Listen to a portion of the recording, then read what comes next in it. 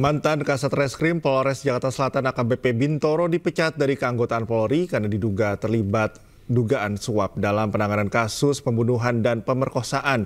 Selain AKBP Bintoro, rekannya AKBP Gogo Galesung disanksi demosi atau penurunan jabatan selama 8 tahun. Yang sudah diputuskan tadi 1181 dengan 8 tahun demosi dan PTDH. Nah, yang menarik memang ureannya. Jadi urean terus perannya apa? Ya, termasuk juga yang non anggota kepolisian, di mana konteksnya, kapan memberinya dan lain sebagainya. Sehingga memang kalau ditanya apakah ini pemerasan, apakah ini lebih dekat kepada penyuapan, sepertinya lebih dekat pada penyuapan. Pada titik-titik tertentu bahkan ketika momentumnya selesai baru ada pemberian. Jadi kalau pemerasan kan diperas dulu baru jalan. Ini enggak, ini jalan terus dikasih gitu. Jadi ada pertemuan, ada macam-macam. Dari yang 3 yang sudah diputuskan, AKBP GG sama Ibda ND itu demosi 8 tahun, terus patsus 20 hari, ya, demosi dengan tidak boleh ditaruh di tempat penegakan hukum. Sebelumnya, mantan Kasat Reskrim Polres Jakarta Selatan AKBP Bintoro menjalani sidang etik kasus dugaan pemerasan di Mapolda Metro Jaya. Total ada 21 saksi dihadirkan dalam sidang etik.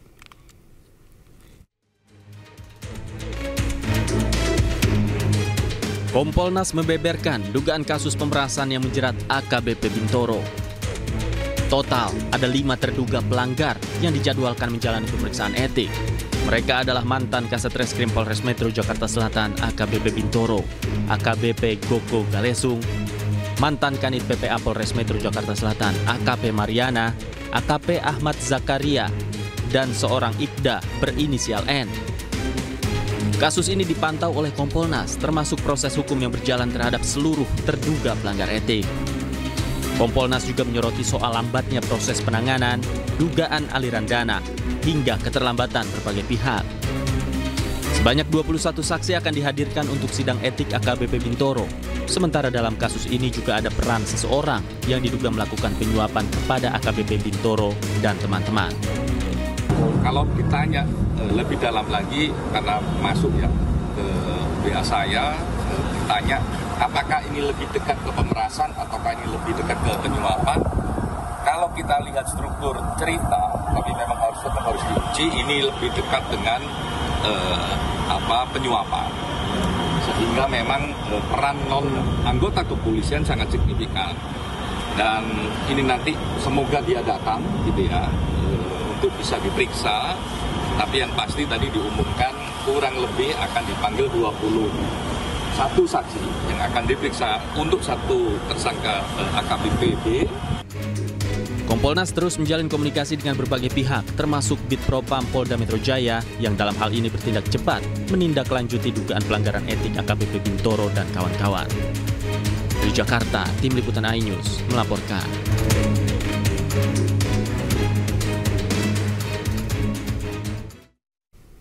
Buntut dugaan kasus pemerasan AKBP Bintoro dan AKBP Gogo Galesung menjalani patsus di Subdit Paminal Bitpropam Polda Metro Jaya. Sementara kuasa hukum korban pemerasan mengungkap fakta baru bahwa kliennya telah merugi senilai 17,1 miliar rupiah.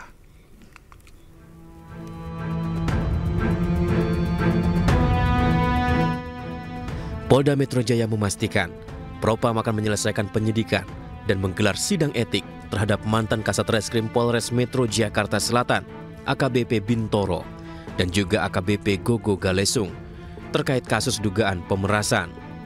Korban pemerasan juga telah diklarifikasi terkait adanya keterlibatan pihak selain AKBP Bintoro. 4 oknum polisi termasuk AKBP Bintoro serta AKBP Gogo Galesung menjalani penempatan khusus di Subdit Paminal Bitpropam Polda Metro Jaya sejak tanggal 25 Januari 2025. Terhadap yang bersangkutan dan 3 orang lainnya telah dimutasi dari jabatannya dan telah dilakukan penempatan khusus atau Patsus di Bid Propam Polda Metro Jaya. Selanjutnya Bid Propam Polda Metro Jaya akan menyelesaikan penyelidikan dari Bid Propam Polda Metro Jaya bersama nanti dengan Paminal dan segera menyelenggarakan sidang kode etik terhadap yang bersangkutan. AKBP Bintoro membantah pernah berkomunikasi dan telah melakukan pemerasan 20 miliar rupiah kepada tersangka kasus pembunuhan AN yang merupakan anak dari bos sebuah klinik kesehatan dengan iming-iming menghentikan penyidikan.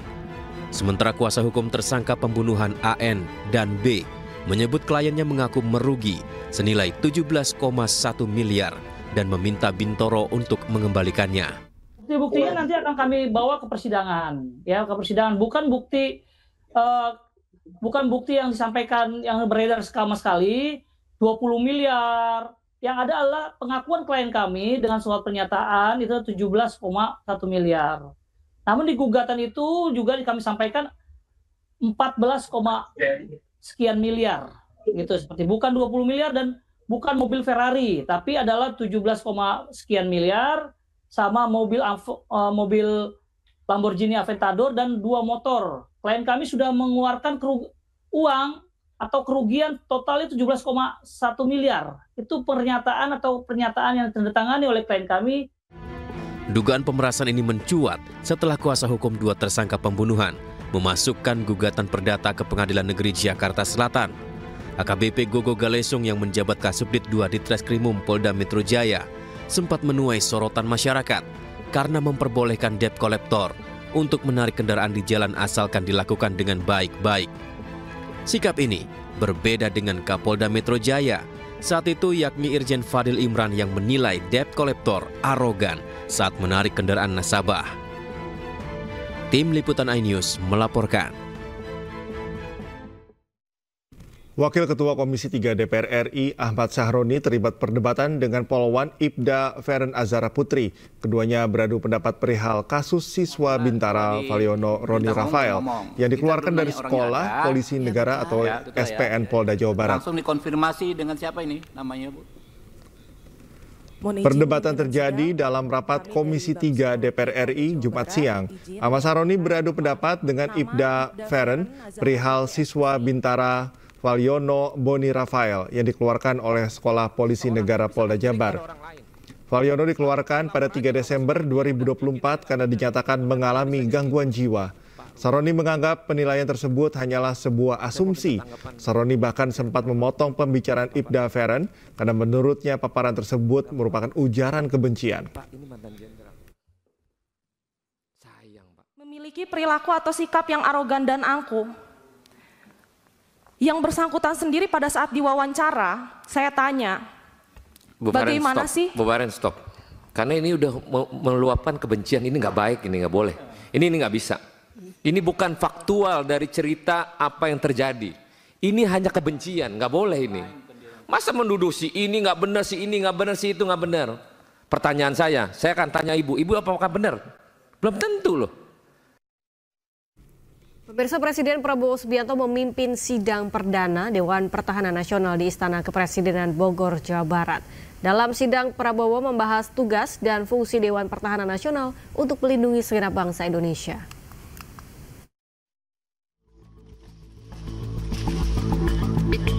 Presiden Prabowo Subianto memimpin sidang perdana Dewan Pertahanan Nasional di ruang Garuda Istana Kepresidenan Bogor, Jumat siang. Dalam sambutannya, Prabowo menyebut Dewan Pertahanan Nasional sejatinya telah diamanatkan dalam Undang-Undang Nomor 3 Tahun 2002. Namun demikian, setelah 22 tahun berlalu, baru diwujudkan pada tahun ini. Prabowo juga menyebut pertahanan merupakan urusan vital bagi sebuah negara. Tujuan nasional pertama adalah melindungi segenap bangsa Indonesia dan seluruh tumpah darah Indonesia. Azas pertama adalah azas perlindungan, artinya azas pertahanan. Rencananya dalam 5 tahun sekali, Dewan Pertahanan Nasional akan merumuskan kebijakan umum terkait pertahanan, meski kini rumusan tersebut masih dalam finalisasi. Dari Bogor, Jawa Barat, Salam Rahmat, Bagus Prasetyadi, iNews melaporkan. Sinyal reshuffle kian mencuat sering berjalannya masa kerja Kabinet Merah Putih. Elit Partai Gerindra mengakui ada anggota kabinet yang tidak seirama dengan Presiden.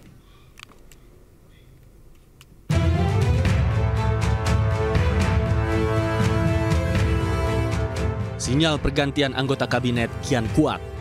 Isu reshuffle mencuat pasca 100 hari masa kerja Kabinet Merah Putih di bawah komando Presiden Prabowo Subianto.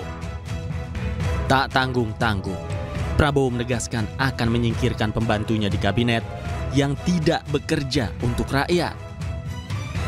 Meski belum ada nama spesifik yang disebut, namun elit Partai Gerindra mengakui ada menteri yang saat ini sudah tidak seirama dengan Presiden Prabowo Subianto. Informasi itu datang dari keluhan yang terdengar samar, namun berasal dari jajaran Kabinet Merah Putih. Ya, saya belum tahu persis yang dimaksud yang mana, tetapi kita tahu bahwa dalam program kerja Astacita dalam pemenuhan janji kampanye, tentunya Pak Prabowo itu ingin sekali berbuat untuk kesejahteraan rakyat. Nah, memang saya ada dengar keluhan sedikit-sedikit tentang masih ada yang kemudian kurang seirama. Nah, apakah itu yang dimaksud? Nanti kita akan lihat seperti apa. Demikian. Meski demikian, pihak istana yakin informasi yang beredar bersifat spekulatif lantaran peringatan yang diberikan Prabowo pada jajarannya bersifat umum untuk seluruh anggota kabinet. Presiden kan selalu memberikan memberikan arahan, termasuk juga memberi pengingat lah kepada para anggota kabinet. Jadi ini sesuatu yang disampaikan berlaku umum. Jadi buat semua orang, buat semua pihak. Tujuannya adalah supaya anggota kabinet itu betul-betul murni. Tujuannya hanya untuk bekerja demi kepentingan rakyat. Tidak ada kepentingan-kepentingan yang lain yang dibawa dalam rangka bekerja bersama Presiden Prabowo. Jadi ini peringatan yang berlaku umum.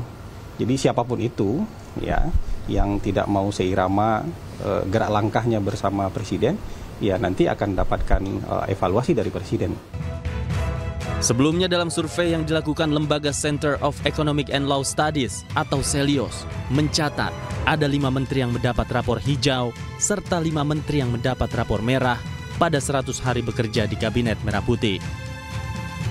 Reshuffle kabinet memang menjadi hak Presiden Prabowo, namun publik juga berhak menilai kinerja para pembantu Presiden melalui program-program yang telah berjalan selama 100 hari kerja Kabinet Merah Putih. Dari Jakarta, Tim Liputan iNews melaporkan.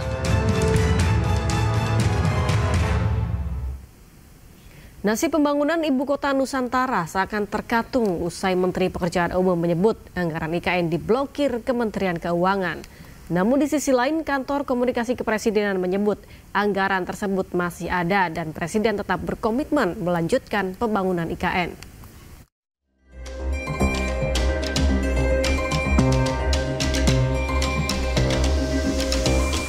Nasib pembangunan Ibu Kota Nusantara kini tengah terkatung-katung. Kementerian Pekerjaan Umum memastikan anggaran IKN ikut menjadi korban pemangkasan APBN 2025. Dalam paparannya saat rapat kerja bersama Komisi 5 DPR RI, Menteri PU Dodi Hanggodo menyebut proyek IKN bakal terhambat. Pasalnya, hingga saat ini belum ada realisasi anggaran untuk pembangunan IKN karena pemblokiran yang dilakukan oleh Kementerian Keuangan. Meski demikian, Dodi menyatakan Kementerian PU masih menunggu pencairan anggaran dari Kementerian Keuangan dan berdiskusi lebih lanjut terkait prioritas pembangunan yang perlu didahulukan. IKN kayaknya belum ada. Nanti saya bilang, Mbak, kan anggaran kita diblokir semua. Kok saya progres gimana sih, anggarannya nggak ada progresnya buat beli makan siangnya Pak Menteri, itu progresnya.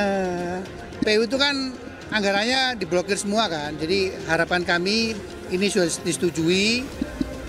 Setelah disetujui kan ada surat khusus tuh, nanti kami minta buka blokir, baru kemudian kita akan rekomposisi lagi mana yang kira-kira bisa dikutak-atik untuk kemudian bisa mensupport masyarakat luas ya. Di sisi lain, Kantor Komunikasi Kepresidenan menyebut pemblokiran anggaran bukan berarti anggaran tidak ada. Pembangunan IKN masih akan tetap dilanjutkan sesuai dengan komitmen Presiden Prabowo. Kalau diblokir itu kan bukan berarti anggarannya nggak ada kan? anggarannya belum dibuka. Jadi anggaran IKN itu ada di otorita IKN, ada di Kementerian, anggaran pembangunan IKN itu ada yang di Kementerian PU, ada yang di otorita IKN. Yang jelas komitmen dari Presiden kan berapa hari lalu sudah disampaikan oleh Menko Infrastruktur kan, bahwa selama 5 tahun ke depan Presiden punya komitmen untuk meneruskan pembangunan IKN dengan biaya yang sudah disebutkan. Kalau tidak salah itu 48 triliun komitmen selama 5 tahun ke depan. Dan target pemerintah kan menyelesaikan kawasan inti pusat pemerintahan, membangun gedung yudikatif dan membangun gedung legislatif. Sisanya nanti itu kan akan didorong, yang membangunnya adalah swasta gitu. Sebelumnya, anggaran Kementerian PU tahun 2025 yang semula 110,95 triliun dipangkas sebesar 81,38 triliun sehingga tersisa hanya 29,57 triliun. Akibatnya, banyak proyek infrastruktur termasuk pembangunan IKN yang mengalami kendala dalam pendanaan. Tim Liputan iNews melaporkan. Pemirsa, para pemain original series Arab Maklum 3 mengikuti big reading atau proses pembacaan naskah guna menguatkan karakter yang akan diperankan. Kegiatan ini juga menjadi ajang untuk membangun chemistry serta memantapkan naskah agar proses syuting berjalan lebih lancar. Arab Maklum 3 digadang-gadang akan mendulang penonton lebih banyak dari seri sebelumnya dengan cerita keluarga yang lebih seru dan lebih lucu.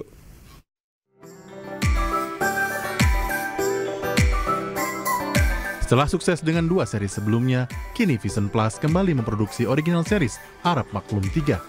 Series yang kental dengan kehidupan keluarga Arab ini akan segera dirilis untuk menghibur masyarakat di tanah air. Selain para pemeran kawakan, dalam original series ketiganya ini juga akan menampilkan para pemeran baru. Perbedaan spesial di Arab Maklum Season 3 tentunya ada beberapa karakter baru. Yang paling di-highlight adalah karakter adiknya Abah, yaitu namanya Maesaroh yang diperankan oleh Fany Ghazani.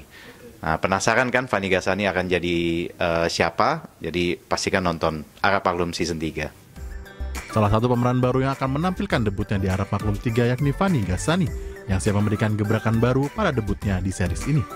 Aku kan di keluargaku yang lumayan kental juga gitu, budaya Arabnya gitu, tapi tetap menjadi diri sendiri gitu, tanpa juga meninggalkan nilai-nilai kehidupan yang seharusnya aku pegang gitu. Ya pasti aku harapannya paling enggak bisa sama dengan 1 dan 2 gitu ya. Syukur-syukur bisa lebih gitu, bisa nge-grab penonton yang lebih banyak dan lebih luas gitu harapannya, dan bisa berlanjut juga ke season-season selanjutnya. Vision Plus menggarap original series ketiga Arab Maklum ini dengan harapan akan melampaui kesuksesan 2 series pendahulunya yang mendulang lebih dari 12 juta penonton. Tim Liputan iNews melaporkan.